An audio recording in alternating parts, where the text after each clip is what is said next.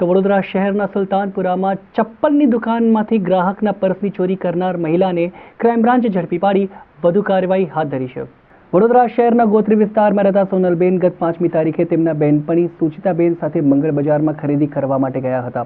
મંગળ બજારમાં ખરીદી કરીને તેઓ સુલતાનપુરામાં ચપ્પલની દુકાનમાં ખરીદી કરવા માટે ગયા હતા। સોનલબેને તેમનો અન્ય સામાન તથા પર્સ દુકાનમાં પાટલી પર મૂક્યું હતું।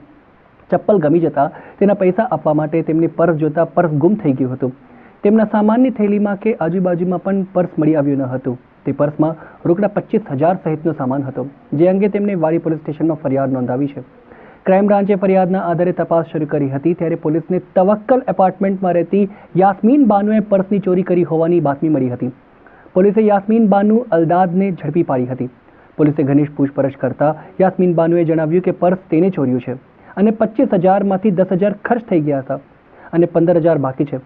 પોલીસે યાસ્મીન બાનુની ધરપકડ કરી વધુ કાર્યવાહી હાથ ધરી છે।